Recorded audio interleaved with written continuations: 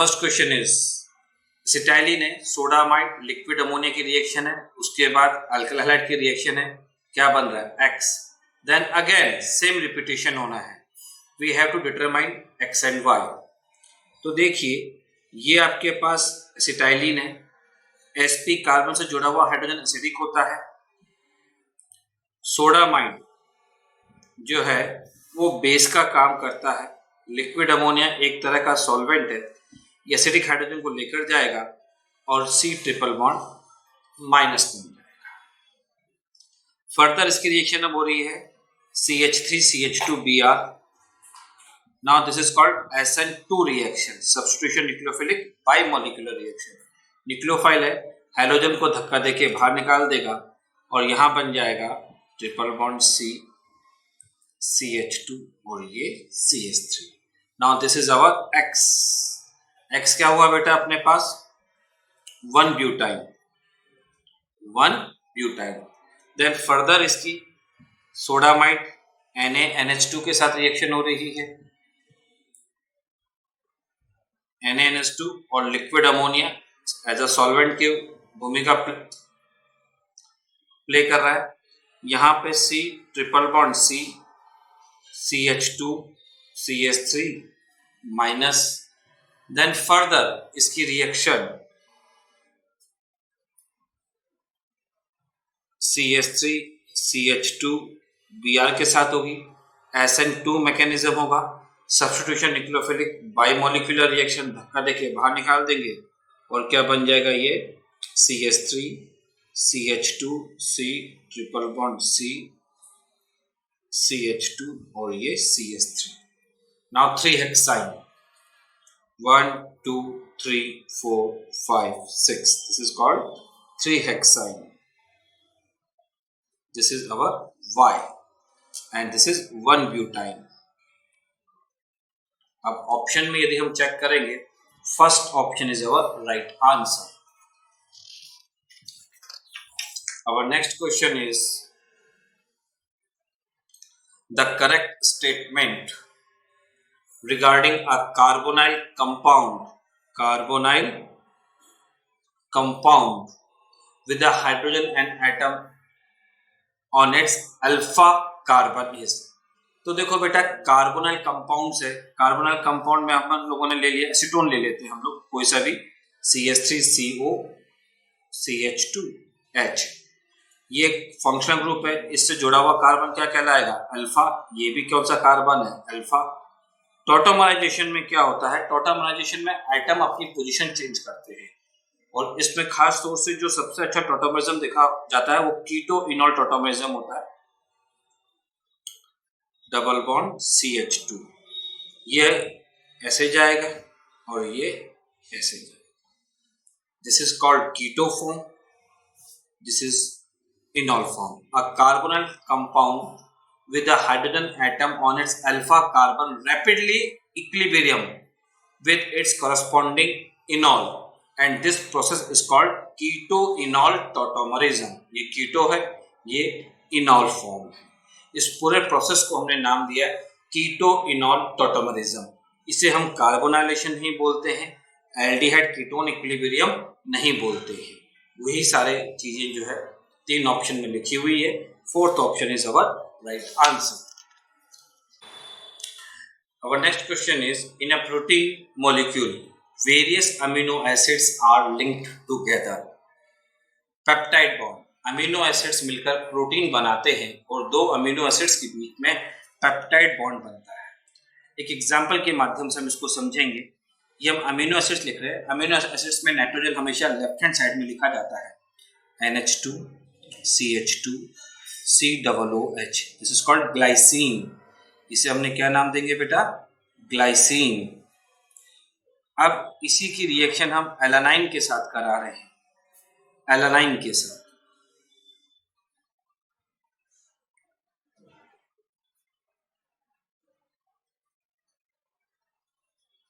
ये एक amino acid से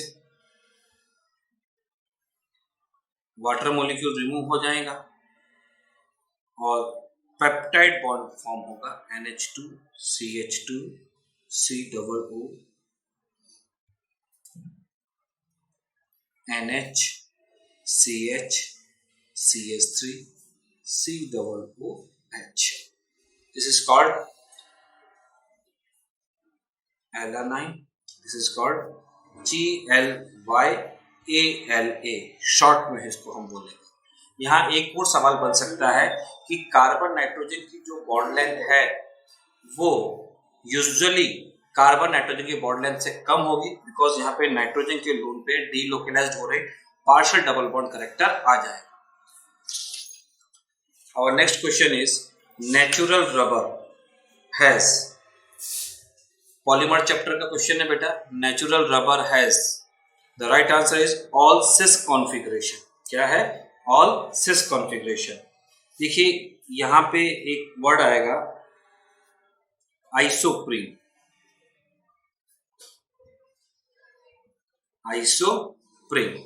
आइसोप्रीन का पॉलीमराइजेशन होगा और वो पॉलीमराइजेशन का 1,4 एडिशन. पॉलीमराइजेशन और 1,4 addition.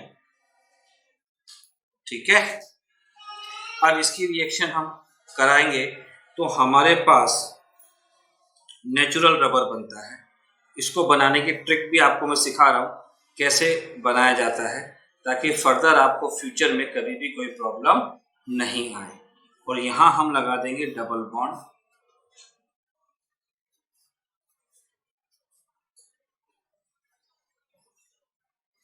and this is called isoprene.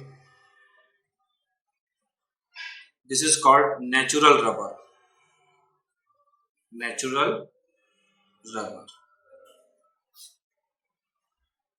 तो देखिए सारे के सारे सिस कॉन्फ़िगरेशन में, सारे के सारे क्या है? ये सिस कॉन्फ़िगरेशन में, इसलिए नेचुरल रबर को बोला जाता है all cis configuration. Our next question is, which of the following reagents would distinguish cis-cyclopenta 1,4-diol from the trans isomer? देखिए cis-cyclopenta 1,2 डायोल का क्या मतलब है, इस चीज को समझेंगे पहले. इसका मतलब दोनों OH कहाँ लगा दिया अपन ने? सेम साइड में. cis आ गया, साइक्लोपेंटा 1,4 डायोल. ठीक है. ट्रांस के अंदर यदि अपन बात करेंगे, ट्रांस का मतलब हो जाएगा बेटा एक अबव द प्लेन और दूसरा बिलो द प्लेन. अब आप एसीटोन की रिएक्शन करा रहे हैं तो मोजिंगो प्रोसेस, ये आपको क्या याद रखना पड़ेगा नाम? Mozingo process.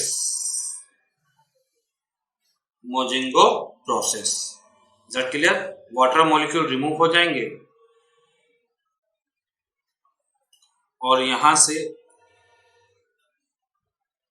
ये वाटर मॉलिक्यूल यहां से रिमूव होते हैं और बनेगा ये O, ये O, H2O,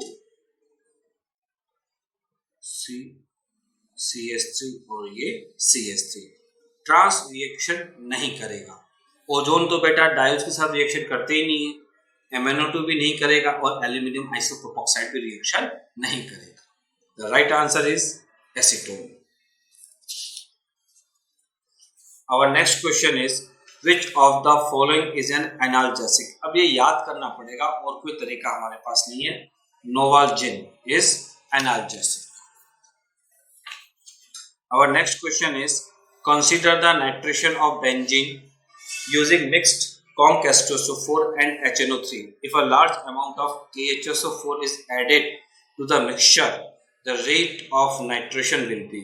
तो देखो यार H2SO4 एसिड है, ये डिसोसिएट होकर H+ और HSO4- बनाता है. HNO3 के स्ट्रक्चर के बारे में हम बात करेंगे तो HNO3 का जो स्ट्रक्चर है वो ये वाला होगा. H+ के साथ रिएक्शन देगा और यहाँ बन जाएगा आपके पास OH2+. ऑक्सीजन के ऊपर पॉजिटिव चार्ज लेस स्टेबल है और एक इलेक्ट्रोफाइल बन जाएगा नाइट्रोनियम आयन. ये नाइट्रेशन के अंदर हेल्प करता है बेंजीन. अब आप large amount of KHSO4 add कर रहे हैं, यानी कि K plus HSO4 minus add कर रहे हैं, यानी कि ली चैटर्ले प्रिंसिपल के हिसाब से अगर HSO4 माइनस एक्सेस में जाए होगा तो इक्विलिब्रियम बैक साइड में जाएगा, इक्विलिब्रियम बैक साइड में जाएगा तो H प्लस नहीं बनेंगे ज्यादा मात्रा में, यानी कि रिएक्शन क्या हो जाएगी, स्लो हो जाएगी, क्योंकि नाइट्रेशन के अंदर H2SO4 एसिड का काम करता है और HNO3 बेस का काम करता है। जब प्रोटॉन ही डेवलप नहीं होंगे तो HNO3 H प्लस के साथ रिएक्शन नहीं कर पाएगा और रेट ऑफ रिएक्शन स्लोअर हो जाएगा। Option 2 is our right answer. Our next question is the correct statement regarding the comparison of staggered and eclipsed form of ethane। अब इसमें बहुत इजी सा कॉन्सेप्ट है। स्टैगर्ड की यदि हम अपन बात करें तो स्टैगर्ड क्या होगा इथेन का भैया, H H और H, ये स्टैगर्ड है, H H और H, this is called staggered. ठीक है, अब एक्लिप्स्ड की यदि हम बात करेंगे भाई,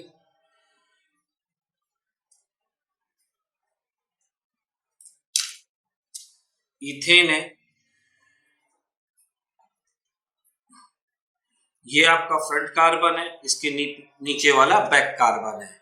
बैक कार्बन आपको दिखता नहीं है और इस कार्बन कार्बन एटम के नाम हम लोग म्यूटेशन करते हैं। तो स्टैगर्ड कन्फॉर्मेशन और ये आपका बन गया एक्लिप्स्ड। Staggered conformation of ethene is more stable than eclipsed conformation because staggered conformation has no torsional strain। यहाँ पे किसी भी तरह का टॉरिजनल स्ट्रेन नहीं होता और यहाँ पे टॉरिजनल स्ट्रेन होता है। बॉन्ड पेयर के बीच में जो रिपल्शन है उसको हम लोगों ने क्या नाम दिया है, टॉरिजनल स्ट्रेन नाम दिया है। Fourth option is our right answer. Our next question is the reaction can be classified as। अब देखिए यहां पे OH और NaH की रिएक्शन है। डेफिनेटली बेटा यहाँ पे Na प्लस होगा, H माइनस होगा, H प्लस को लेके जाएगा, वाटर मॉलिक्यूल रिमूव हो जाएगा और यहाँ बन जाएगा O माइनस। फिर इसकी CH3I के साथ रिएक्शन होगी, O माइनस और Na प्लस। अब ये क्या हो जाएगा, SN2 मैकेनिज्म हो जाएगा। SN2 मैकेनिज्म हो जाएगा तो आपके पास ईथर बन जाएगा। The name reaction is called Williamson ether synthesis reaction, जिसमें एक एल्कोक्साइड आयन अल्काइल हैलाइड के साथ रिएक्शन करके ईथर बनाता है with the help of SN2 mechanism. Option 1 is our right answer.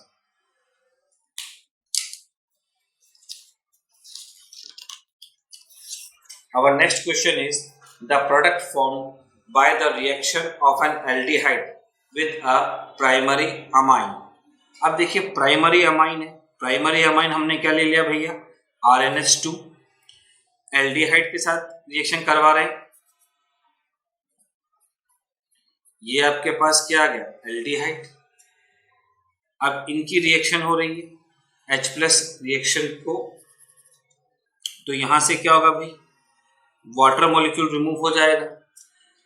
इसमें कई सारे और भी फैक्टर्स काम करते हैं, क्योंकि हम ये चाहते हैं कि 20 मिनट का ही वीडियो बने, इससे ज्यादा वीडियो नहीं बने। इसका पूरा प्रॉपर एक मैकेनिज्म भी होता है। ओके, एसिडिक मीडियम भी लिया जाता है इसके अंदर, लेकिन उसकी भी कंडीशंस होती है। तो यहाँ जो बनेगा प्रोडक्ट और रिमूवल ऑफ वाटर मॉलिक्यूल होगा RN डबल बॉन्ड CR और ये H, this is called shift base. इसे हम क्या नाम देंगे भैया, शिफ्ट बेस। और नाइट्रोजन के पास लोन पेयर तो है ही सी।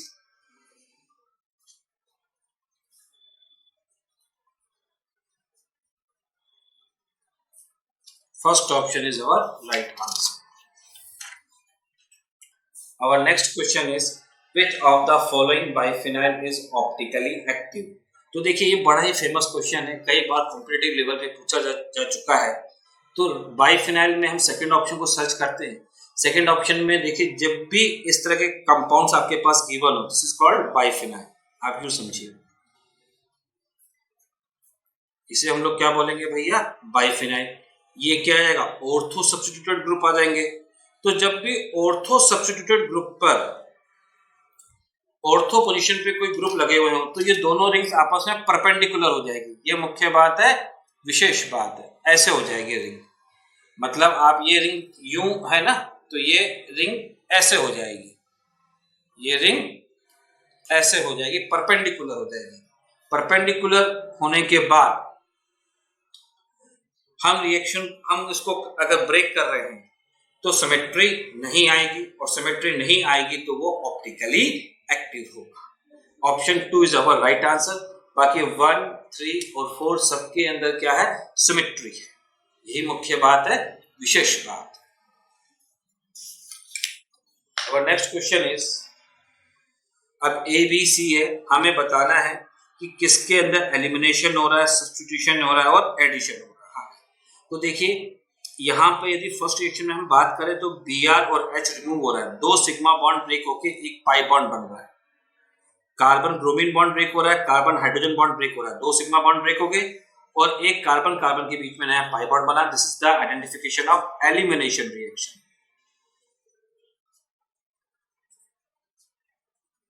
Elimination reaction. फिर हम बात करेंगे बेटा Br की जगह क्या आ जाएगा, यहाँ पे OH आ जाएगा। 1 sigma bond is replaced by another sigma bond. This is called substitution reaction. Substitution reaction. यहां पर हम बात करें तो थोड़ी सी यहां मिस्टेक है बेटा, ये पाई बॉन्ड नहीं आएगा। यहां पर पाई बॉन्ड ब्रेक होके 2 sigma bond, 1 pi bond break and 2 sigma bond are formed. Is the identification of addition reaction. Addition reaction. तो देखिए A is elimination, B is substitution, C is addition reaction. Option 2 is our right answer. Our next question is, the correct statement regarding RNA and DNA respectively is. तो देखिए RNA के अंदर जो है ribose sugar होती है और DNA के अंदर 2-deoxyराइबोस शुगर होती है। आपको मैं राइबोस शुगर और डीऑक्सीराइबोस शुगर का स्ट्रक्चर बना के बता देता हूं। इसका पूरा नाम होता है बीटा डी राइबोस, और बीटा डी 2-deoxy राइबोस ये आरएनए के अंदर है भैया, ये डीएनए के अंदर। अब आप इसका स्ट्रक्चर बनाएंगे तो OH OH OH और यहां आएगा CH2OH। बाकी जगह क्या आ जाएगा भैया, बाकी जगह HH आ जाएंगे। बाकी जगह क्या आएंगे, HH। ये गलत स्ट्रक्चर बन गया, सॉरी, ये नहीं आएगा स्ट्रक्चर, इसका ये स्ट्रक्चर आएगा बेटा। यहाँ पे OH, नीचे OH OH और ये CH2OH, यहाँ पर H H H H। तो बीटा डी राइबोस शुगर। अब बीटा 2-deoxyराइबोस शुगर मतलब सेकंड कार्बन से ऑक्सीजन को रिमूव कर लिया है हमने, डीऑक्सीराइबोस। तो यदि हम इसके बारे में चर्चा करेंगे तो यहां क्या आ जाएगा H, बाकी स्ट्रक्चर सेम रहेगा, OH OH CH2OH। बाकी जगह क्या आ जाएगा H H H और H। Now second option is our right answer. Our next question is, the correct statement regarding the basicity of aryl amine is. अब देखिए aryl amine और alkyl amines के बारे में चर्चा कर रहे हैं। तो अराइल अमाइंस क्या होता है, एरोमेटिक अमाइन। क्या होता है भैया, एरोमेटिक अमाइन।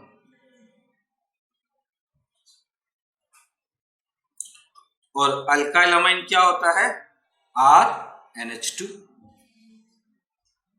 देखिए अराइल अमाइन के अंदर नाइट्रोजन के लोन पेयर क्या है, डीलोकलाइज्ड हो रहे हैं।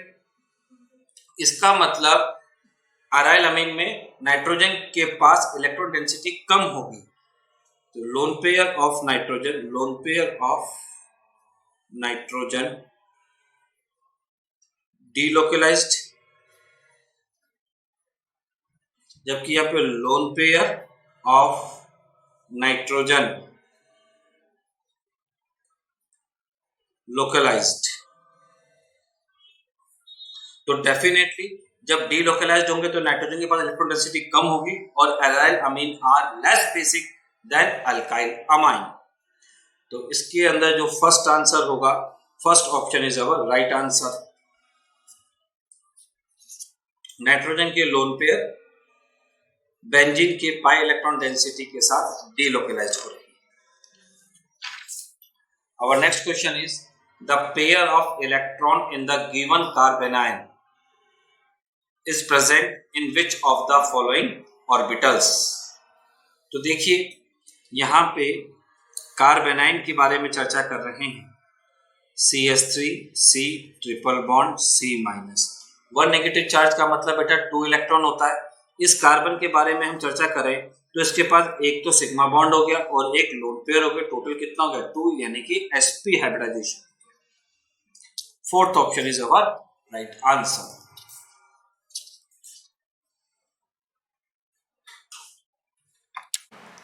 Our next question is which one given below is a non-reducing sugar? All monosaccharides and disaccharides are the reducing sugar except sucrose. ऐसा क्यों होता है? क्योंकि सुक्रोज के अंदर कार्बोनाइल ग्रुप का जो ऑक्सीजन है वो फ्री नहीं होता, जबकि माल्टोज के अंदर और लैक्टोज के अंदर कार्बोनाइल ग्रुप का जो ऑक्सीजन है वो क्या है भैया, फ्री है। इसलिए इनको हम लोग हाफ रिड्यूसिंग शुगर भी बोलते हैं। जिसे माल्टोज के अंदर कहा जाए तो ये ऑक्सीजन फ्री है कार्बोनाइल ग्रुप का, इसलिए इसे हाफ रिड्यूसिंग शुगर भी बोलते हैं। यहाँ भी सेम कॉन्सेप्ट है, जबकि यहाँ पे कार्बोनाइल ग्रुप का ऑक्सीजन फ्री नहीं है। Our right answer is option 4।